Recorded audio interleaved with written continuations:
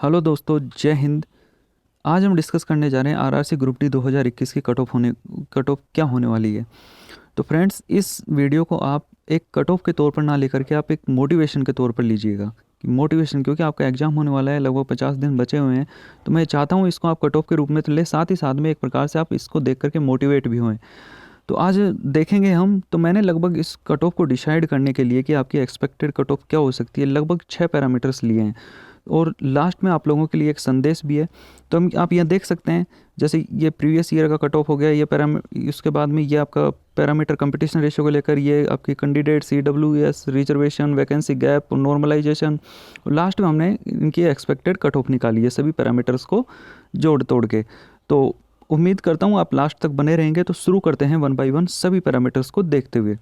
तो friends, cut off जब निर्धारित करते हैं या फिर हम एक्सपेक्टेड अपनी तरफ से कट ऑफ मतलब निकालने की सोचते हैं, तो हमें क्या है, लगभग बहुत सी चीज़ों पर वर्क करना होता है। जैसे चेंज इन कंपटीशन रेशो, मतलब पहले कितना कंपटीशन था, अब कितना बढ़ गया है। वैकेंसी गैप, वैकेंसी का मतलब कितने दिनों बाद आ रही है, पहले कब आई थी। दूसरा क्वालिटी कैंडिडेट्स, मतलब कितने बच्चे मतलब पहले सेलेक्ट हो चुके हो, अभी हम डिटेल में देखेंगे। EWS रिजर्वेशन भी अभी हुआ है ये फिलहाल। और नॉर्मलाइजेशन का इम्पैक्ट किस तरीके से कट ऑफ को प्रभावित करता है। तो वन बाय वन सभी को शुरू करते हैं। तो आप यहाँ देखेंगे कि जब हम कट ऑफ निकालेंगे तो cut off, expected cut off निकालने के लिए हमें सबसे पहले आधार चाहिए। वो आधार क्या है, हम वो प्रीवियस ईयर कट ऑफ से निर्धारित करेंगे। तो यहाँ पर मैंने क्या किया है कि जो 2018 की आपकी कट ऑफ थी आरआरसी ग्रुप डी की, उसमें से किसी भी कैटेगरी की, किसी भी कम्युनिटी की सबसे हाईएस्ट मैंने क्या लिए, कट ऑफ लिए। जैसे आप यहाँ देख सकते हैं कि जो जनरल कैटेगरी है उसकी हाईएस्ट कट ऑफ कितनी है, 80। लोवेस्ट कट ऑफ कितनी है, 62 किसी भी जोन की। उसी प्रकार ओबीसी की 72 और लोवेस्ट कितनी होगी, 56। इसी प्रकार SC की 71 और लोवेस्ट कितनी होगी, 34। इसी प्रकार ST की आपकी 60 और हाईएस्ट वो ST की हाईएस्ट 60 और लोवेस्ट कितनी होगी, 48। अब आप यहाँ देख सकते हैं कि जनरल की कितनी है, 80। तो जनरल की हाईएस्ट किसी भी जोन से कितनी है, 80। तो हुआ क्या था कि जब आपका आरआरसी ग्रुप डी का एग्ज़ाम हुआ 2018 में, तो लगभग कैंडिडेट्स के 18 से 20 तक नॉर्मलाइजेशन में क्या हुआ था, इंक्रीज हुए थे नंबर। तो हम ये सोच सकते हैं कि जब 18 से 20 तक बढ़ रहे हैं नंबर, तो 80 तो क्या है आपके नॉर्मलाइज्ड मार्क। तो जब 80 में से हम 18 माइनस कर देंगे तो 62 आपके क्या आ जाते हैं, एक्चुअल मार्क्स। तो हम ये ऐसा अज्यूम कर लेते हैं कि जो 62 नंबर हैं वो आपके क्या रहे होंगे, वो एक्चुअल रा मार्क्स रहे होंगे। ठीक है, नॉर्मलाइज्ड मार्क्स नहीं है। 62 हम क्या कर लेते हैं, निर्धारित कर लेते हैं कि आपके एक्चुअल रा मार्क्स रहे होंगे। तो इसी के आधार पर हम इनको प्लस और माइनस करेंगे। कौन सा पैरामीटर क्या प्रभाव डालेगा, वो 62 के ऊपर ही हम देखेंगे। तो अब यहाँ देखते हैं, जो पहला पैरामीटर है आपका वो है कंपटीशन रेशियो। बहुत ही महत्वपूर्ण पैरामीटर है। तो हम यहाँ पर क्या करेंगे, 2018 में जो आपकी वैकेंसी आई थी और 2019 में जो आपकी वैकेंसी आई हैं, उनको हम क्या है, कंपेयर करने वाले हैं। तो आप यहाँ देख सकते हैं कि जो आरआरसी ग्रुप डी 2019 का जो अब एग्ज़ाम होगा आपका, उसमें टोटल वैकेंसी कितनी है, 1 लाख टोटल वैकेंसी आपकी 1,03,769 और टोटल एप्लीकेशंस कितने अप्लाई हुए, 1,15,67,248। जब आप टोटल एप्लीकेशन को टोटल वैकेंसी से डिवाइड करेंगे तो CR मतलब कंपटीशन रेशियो वो आएगा आपका 112। उसी प्रकार जब आरआरसी ग्रुप डी 2018 की वैकेंसी देखते हैं हम, तो टोटल वैकेंसी कितनी थी, 62,907। टोटल एप्लीकेशंस कितने अप्लाई हुए थे, 1,89 लाख के आसपास ही आपके टोटल एप्लीकेशन अप्लाई हुए थे। और यहाँ पर CR कंपटीशन रेशियो कितना है, 301। आप एक चीज़ यहाँ पर नोटिस करो, देखो टोटल वैकेंसी 2019 में कितनी है, 1,03,000, लेकिन एप्लीकेशन कितने, 1,15,00,000। जबकि इसमें कितनी है, 62,907 और एप्लीकेशन कितने, 1,89,00,000। बहुत देखना आप किस तरीके से पैरामीटर, आप यहाँ पर देखिए 1,89,00,000, इधर है 1,15,00,000 फॉर्म अप्लाई हुए थे। तो जब आप 2019 में कंपटीशन रेशियो कितना है, 112, जबकि 2018 में कंपटीशन रेशियो कितना है, 301। जब आप इन दोनों को बराबर इक्वल करेंगे तो आपको ये पता चलेगा कि जो आपका कंपटीशन जो रेशियो है वो 2.7 टाइम्स डिक्रीज हुआ है, मतलब कम हुआ है। अब सबसे बड़ा सवाल ये है कि ये कट ऑफ पर किस प्रकार प्रभाव डालेगा, मतलब 2.7 जो कंपटीशन रेशियो आपका डिक्रीज हुआ है, ये कट ऑफ को किस तरीके से प्रभावित करेगा। तो इसके लिए मैं आपके लिए एक बेहतरीन एग्जाम्पल लेकर के आता हूँ। देखिए, जब 2018 या 19 में आपकी RRB JEE की वैकेंसी आई थी तो 14,000 कुछ पदों पर वैकेंसी निकाली थी रेलवे ने। तो उसमें क्या था कि जो डॉक्यूमेंट वेरिफिकेशन और मेडिकल के लिए स्टूडेंटों को सेलेक्ट किया गया था, तो वो वैकेंसी का 1.5 टाइम्स लिया गया था, और जो आपकी फाइनल कट ऑफ निर्धारित हुई थी वो वैकेंसी के 1 टाइम पर निर्धारित हुई थी।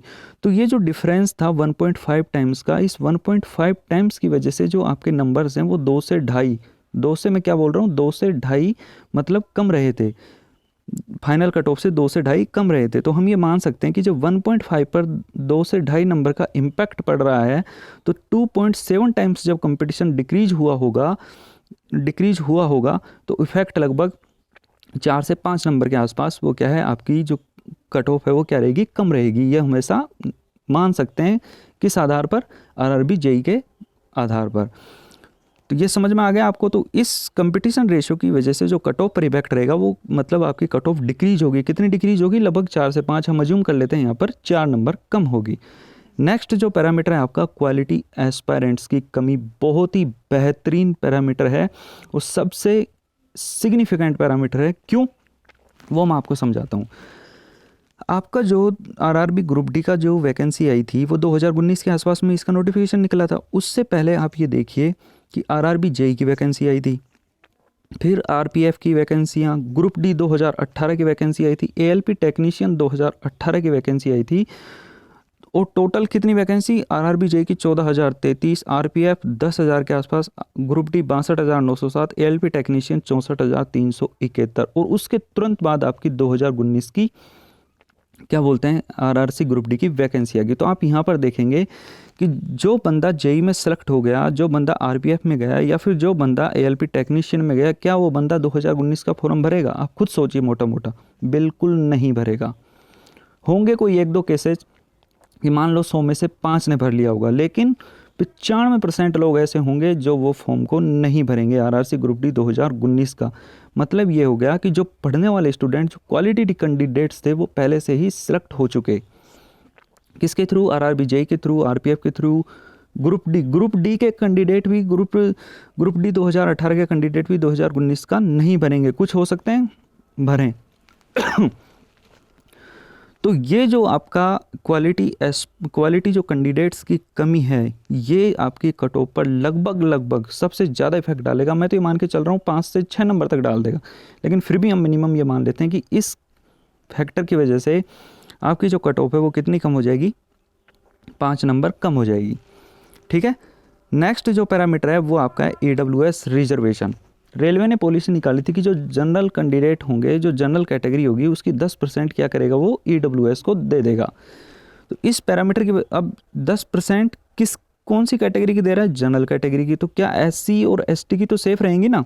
तो इस पैरामीटर की वजह से आपकी एससी और एसटी की जो सीट हैं वो तो सेम रहेंगी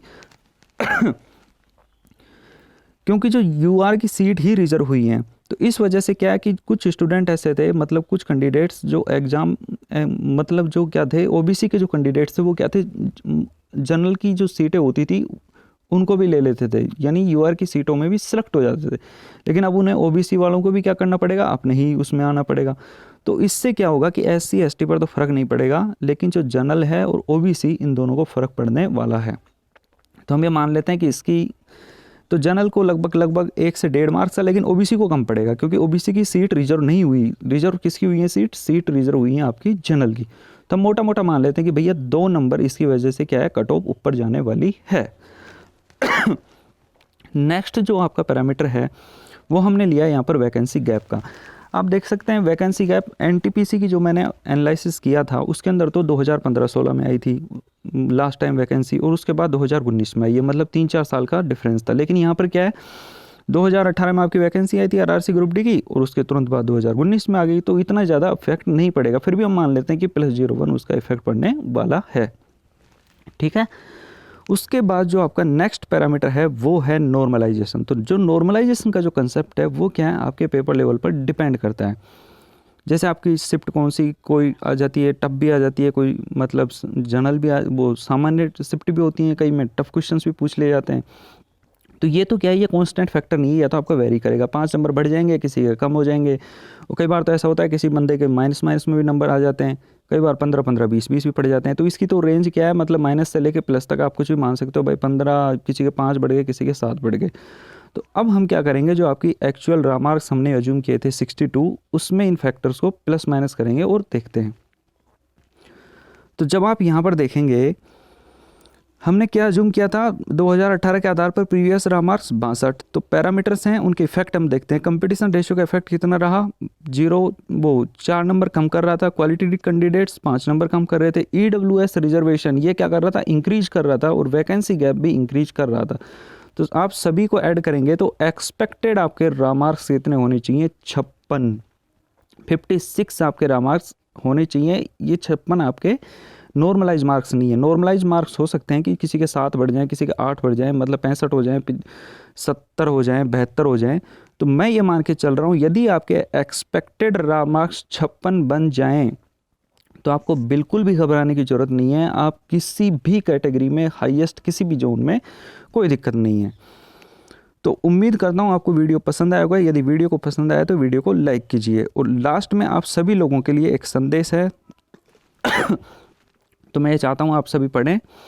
और मैं ये भी कहना चाहता हूँ कि ये जो आपकी आरआरबी ग्रुप डी की अपॉर्चुनिटी है, बहुत ही बेहतरीन अपॉर्चुनिटी है, बहुत ही बेहतरीन। मैं तो ये कह रहा हूँ कि इसको हाथ से ना जाने दें, क्योंकि आपने सब कुछ देख लिया, सभी पैरामीटर्स मैंने आपको समझा दिए। तो मैं तो ये कहता हूँ कि बहुत सरल एग्ज़ाम होने वाला है। तो वीडियो देखने के लिए थैंक यू सो मच।